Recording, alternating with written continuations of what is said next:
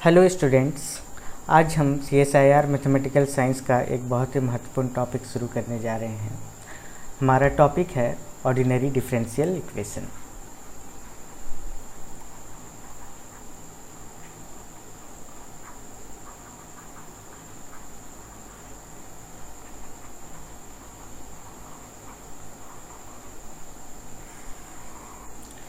इस lecture series के हर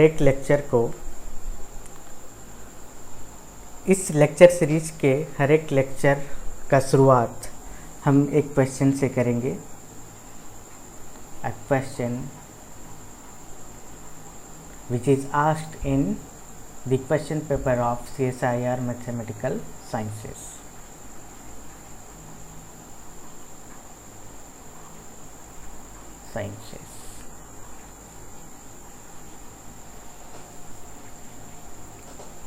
Then हम इस क्वेश्चन से रिलेटेड सारे बेसिक कंसेप्ट्स को थॉरली स्टडी करेंगे।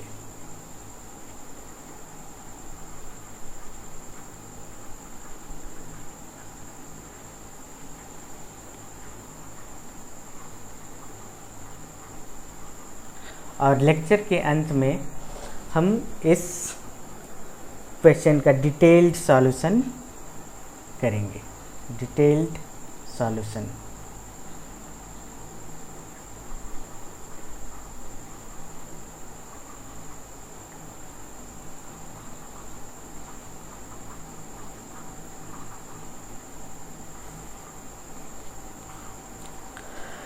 हमारा मकसद इस लेक्चर को शुरू करने का ये है कि अगर हम CSIR के सारे क्वेश्चंस को एक क्वेश्चंस को लेते हुए उसके सारे बेसिक कंसेप्ट्स को पढ़ते हुए अगर हम सॉल्व करते हैं तो हमारा एक साथ दो मकसद पूरा होता है। पहला मकसद जो है कि CSIR के सारे क्वेश्चंस हमारे सॉल्व हो जाते हैं, और दूसरा कि अगर हम 5 इयर्स तक का क्वेश्चन सॉल्व कर लें अगर किसी टॉपिक का, तो हमारे ऑलमोस्ट लगभग सारे बेसिक कंसेप्ट्स कवर हो जाते हैं।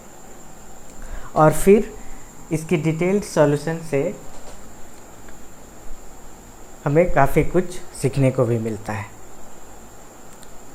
काफ़ी कुछ का मतलब है कि डिफरेंशियल इक्वेशन का कोई भी क्वेश्चन सिर्फ डिफरेंशियल इक्वेशन का नहीं होता। उस क्वेश्चन में रियल एनालिसिस के कंसेप्ट्स या फिर किसी और टॉपिक के कंसेप्ट्स, लीनियर अलजेब्रा के कंसेप्ट्स जरूर जुड़े हुए होते हैं। तो इसलिए हमारा मकसद इस लेक्चर सीरीज में इन 3 स्टेप को फॉलो करना होगा।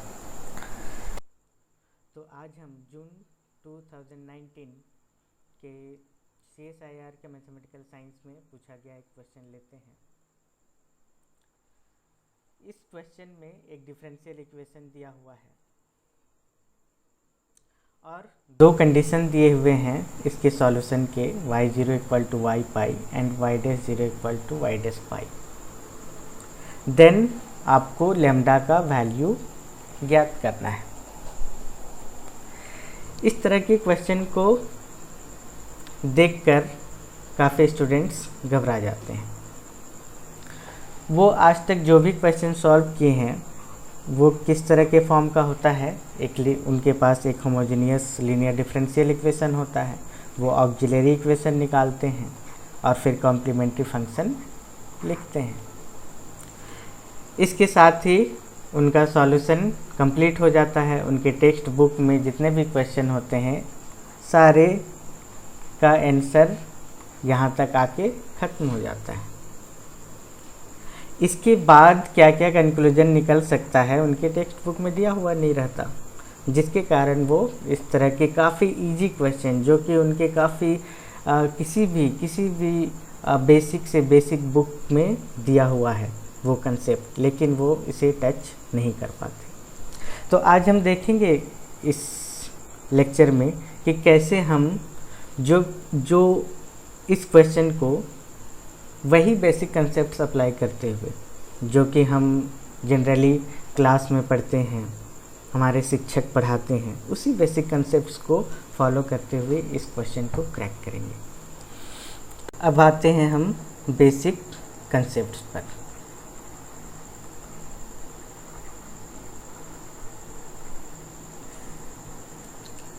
हमारा क्वेश्चन बेस्ड है होमोजीनियस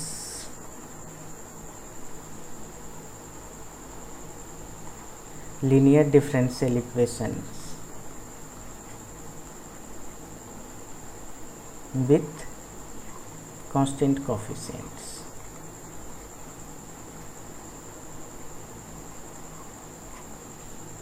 आप सबों से मैं रिक्वेस्ट करता हूँ कि ये चैप्टर ज़रूर रिवाइज कर लें।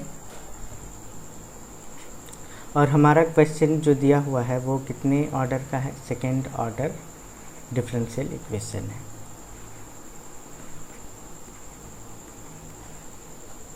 तो second order linear differential equation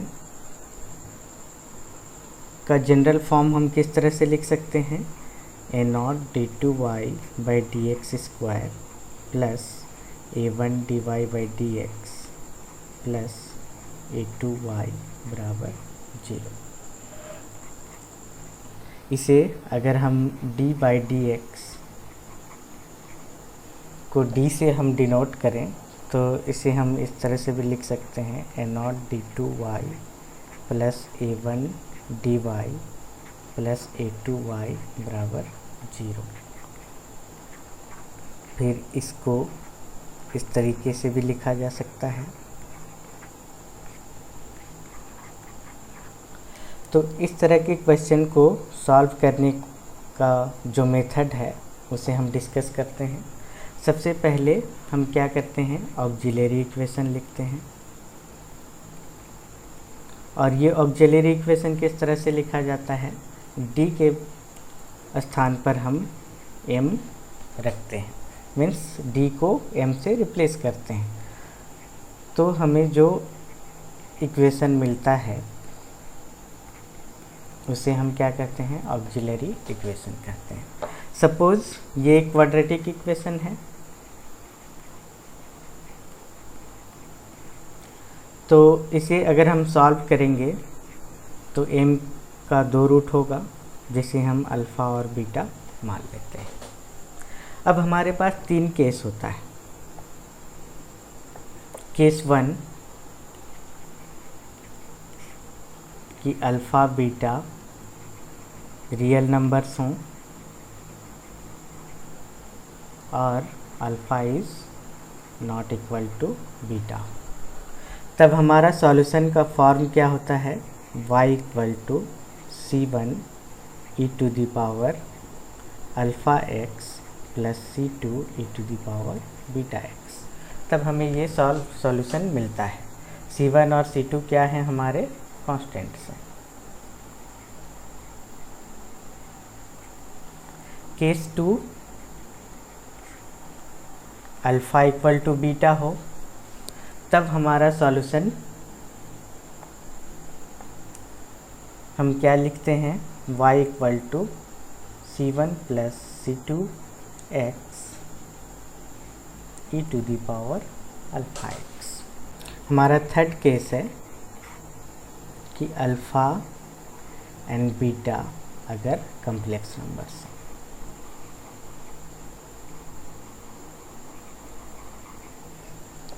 suppose alpha हमारा है a प्लस आई बी, तो बीटा क्या होगा हमारा? a minus I B. क्योंकि कोई भी कॉम्प्लेक्स रूट उसके कंजुगेट के साथ ज़रूर होता है। किसी भी पॉलिनोमियल का रूट अगर एक root a plus I B है तो हमें एक root a minus I B ज़रूर मिलता है। तो इस केस में हमारा सॉल्यूशन हो जाता है y equal to e to the power ax c1 cos bx plus c2 sin bx। Okay, अब ये 3 तरह के सॉल्यूशन हम देख लिए, 3 केस हम देख लिए कि अगर हमारा ऑक्सिलरी इक्वेशन क्वाड्रेटिक इक्वेशन आता है तो 3 केस हमारे होते हैं, अगर अल्फ़ा बीटा रियल हो और नॉट इक्वल हो, फिर अल्फ़ा और बीटा बराबर हों, और थर्ड केस हमारा आता है कि अल्फ़ा बीटा कॉम्प्लेक्स नंबर्स हों। अब हम आते हैं हमारे क्वेश्चन पर। हमारा क्वेश्चन क्या है, जिसे हम शॉर्ट में लिखते हैं y double dash plus lambda square y equal to 0। फिर इसके साथ कंडीशन है कि लैम्डा आपका ग्रेटर देन 0 है और y0 इक्वल टू वाई पाई दिया हुआ है और y dash 0 equal to Y dash pi दिया हुआ है। तो ये क्वेश्चन हमारा second order linear differential equation है। इसे हम इस तरह से भी लिख सकते हैं d2y by D X square plus lambda square y equal to 0।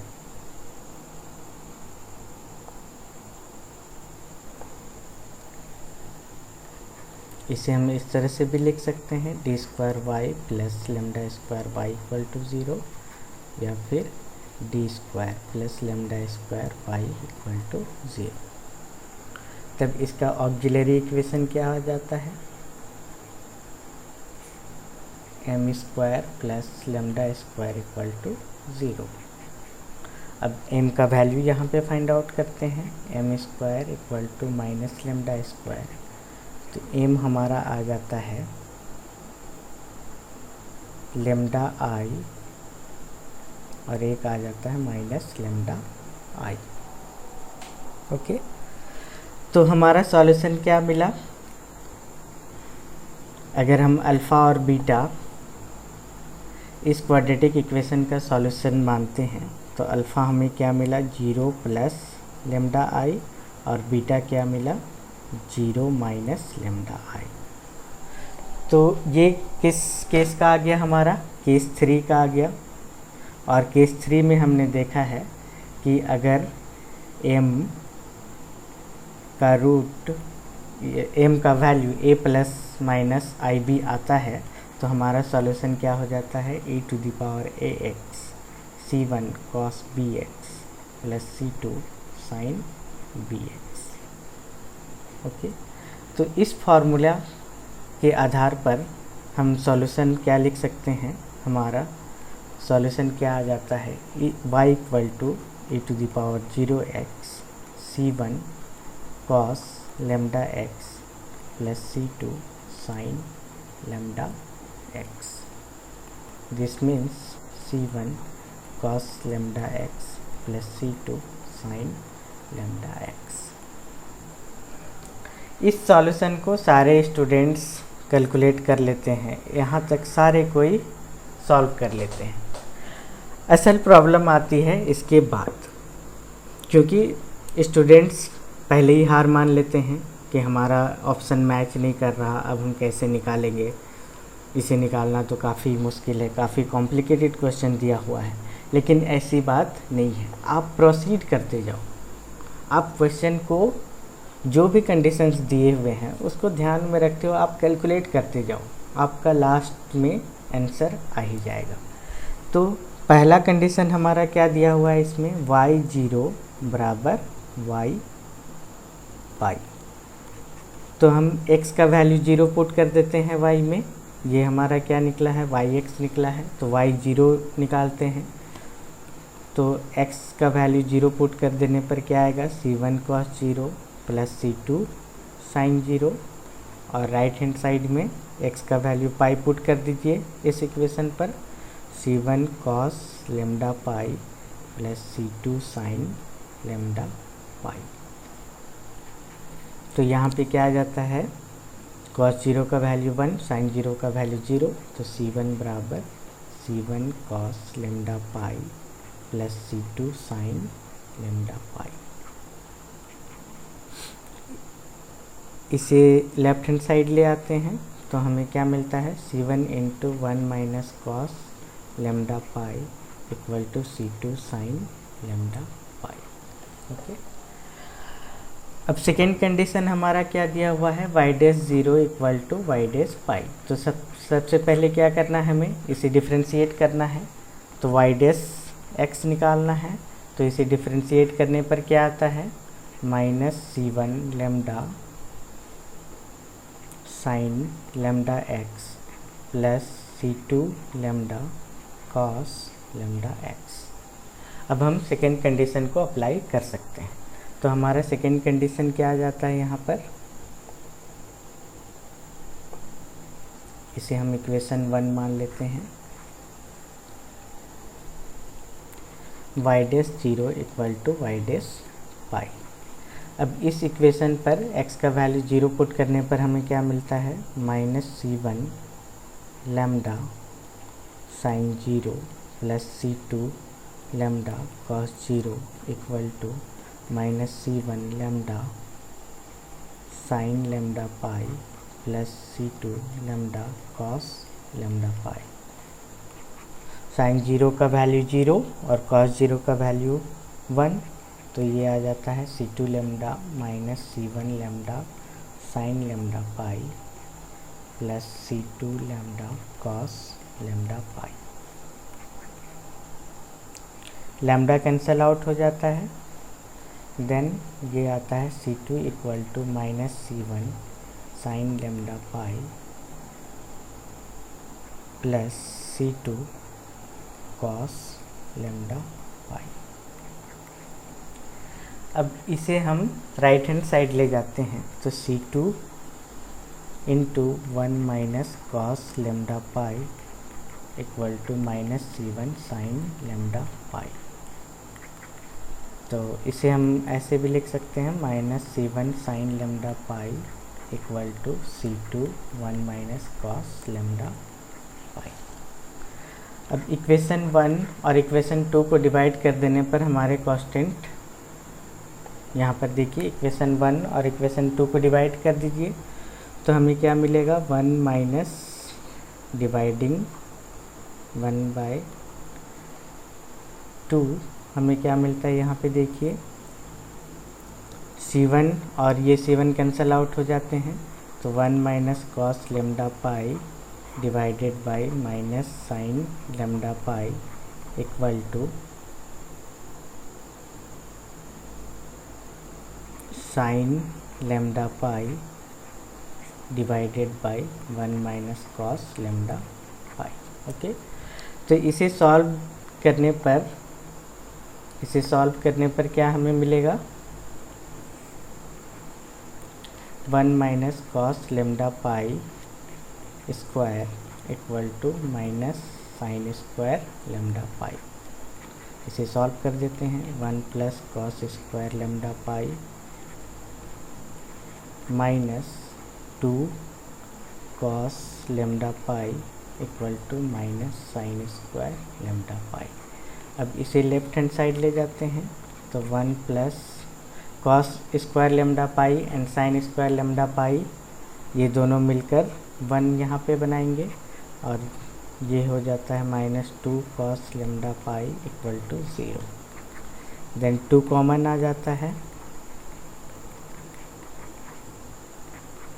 इसे हम लिख सकते हैं cos lambda pi equal to 1। तो कॉस के किस एंगल पे 1 वैल्यू आती है, कॉस 2n पाई पे हमेशा 1 वैल्यू आती है।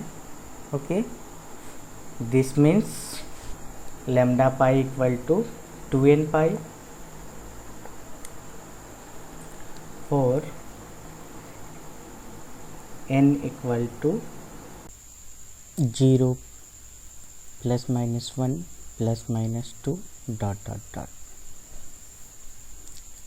Then lambda pi equal to 2n pi, pi pi cancel out हो जाता है, तो हमें मिलता है lambda equal to 2n for n equal to 0 plus minus 1 plus minus 2 dot dot dot. But question में गिवन है कि लैम्डा ग्रेटर देन 0 है।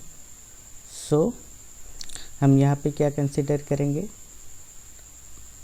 n के सिर्फ पॉजिटिव वैल्यूज़ को कंसिडर करेंगे। तो यहाँ पे हो जाएगा n = 1 2 3 ... तो लैम्डा का वैल्यू क्या निकला, 2n, where n is 1 2 3 and so on. अब चेक करते हैं हम ऑप्शन कौन सा सही है।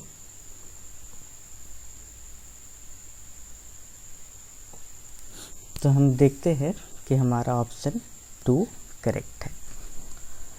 तो इस तरह से स्टूडेंट्स हम देखते हैं कि सिर्फ बेसिक कंसेप्ट्स को यूज करते हुए हम CSIR के एक बहुत ही इम्पॉर्टेंट क्वेश्चन जो कि 3 मार्क्स का पूछा गया है, ये क्वेश्चन 3 मार्क्स का है, जिसको कि हम बहुत ही बेसिक कंसेप्ट्स जो कि हम ग्रेजुएशन के सिलेबस में पढ़ चुके होते हैं, उन्हीं कंसेप्ट्स का यूज करके हम इस क्वेश्चन को सॉल्व कर लिए हैं।